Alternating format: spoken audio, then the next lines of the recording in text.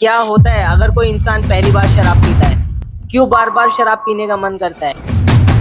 शराब पीने के बाद क्यों होश चला जाता है? कितनी मात्रा में शराब पीना सही है और क्यों हमें शराब नहीं पीनी चाहिए? शराब के क्या फायदे और क्या नुकसान है, चलिए इस वीडियो में समझते हैं। शराब एक ऐसी चीज है जो किसी के लिए तो मजा है, किसी के लिए आदत और किसी के लिए बर्बादी का रास्ता। क्या आपने कभी सोचा है जब कोई इंसान पहली बार शराब पीता है तो उसके शरीर और दिमाग पर कितना असर पड़ता है? जब कोई इंसान पहली बार शराब पीता है तो उसके लिवर, ब्रेन और हार्ट में एक तरह के केमिकल रिएक्शन शुरू हो जाती है और ये ब्रेन के अंदर गामा एमिनोब्यूट्रिक एसिड रिसेप्टर्स को कंट्रोल कर लेता है और ये वही रिसेप्टर्स होते हैं जो हमें खुशी और रिलैक्स फील करवाते हैं। शराब एक तरह का डिप्रेसेंट है तो ये हमारे ब्रेन के सिग्नल को स्लो कर देता है। पहली बार शराब पीने पर ब्रेन धीरे धीरे स्लो होता है जिससे हमारे सोचने और समझने की क्षमता धीमी हो जाती है, दिल की धड़कन तेज हो जाती है और ब्लड प्रेशर बढ़ जाता है। शरीर गर्म महसूस होने लगता है और बॉडी के अंदर डोपामिन नाम का हार्मोन सिक्रीट होने लगता है। डोपामिन ही वो हार्मोन है जो हमारी बॉडी के अंदर हमें खुशी महसूस करवाता है, जिससे मूड थोड़ी देर के लिए बहुत अच्छा लगने लगता है। लेकिन जैसे ही शराब का असर कम होने लगता है,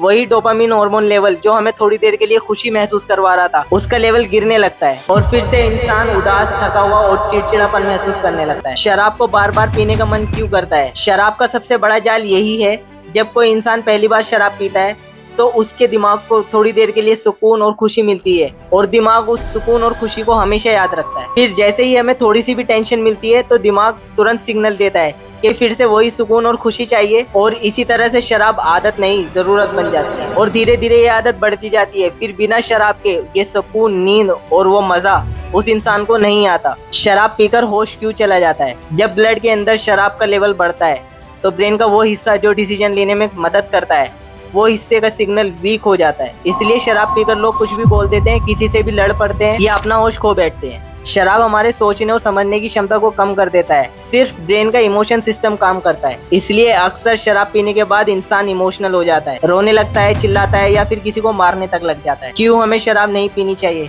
शराब एक साइलेंट किलर है, ये हमारे लिवर को धीरे धीरे खाती है। शराब पीने से लिवर सिरोसिस होता है, ब्रेन डैमेज हो जाता है, हमारे हार्ट और किडनी दोनों पर असर पड़ता है और सबसे ज्यादा इसका इफेक्ट पड़ता है हमारी पर्सनल लाइफ पर। हमारे फैमिली कनेक्शन टूटने लगते हैं, इंसान अपने परिवार से, अपने सपनों से, अपने करियर से दूर हो जाता है। कितनी मात्रा में शराब पीना ठीक है? WHO के मुताबिक हर रोज 14 ग्राम अल्कोहल लेना ठीक है। शराब को कैसे छोड़े, आइए इसको स्टेप बाय स्टेप समझते हैं। सबसे पहले हमें अपने दिमाग को ये समझाना चाहिए कि मुझे शराब की जरूरत नहीं है, मैंने इसे अपनी मजबूरी बना लिया है, ये मेरी आदत नहीं है, मैं इसको छोड़ना चाहूँ तो छोड़ सकता हूँ। जब तक तुम शराब पर डिपेंडेंट रहोगे, जब तक तुम उसको अपनी मजबूरी समझते रहोगे तो तुम कभी शराब को नहीं छोड़ सकते। कभी भी इंसान को शराब एकदम से बंद नहीं करनी चाहिए, नहीं तो बॉडी अपने विड्रॉल सिम्टम्स दिखाने लग जाती है, जैसे कि एंजाइटी होना, डिप्रेशन में चले जाना या फिर चिड़चिड़ापन होना, चिल्लाना, हाथ पैर कपकपाना। ये सब विड्रॉल सिम्टम्स है, क्योंकि इंसान को वो तलब उठती है फिर से बार बार शराब पीने की। इसलिए इसको स्टेप बाय स्टेप कम करो।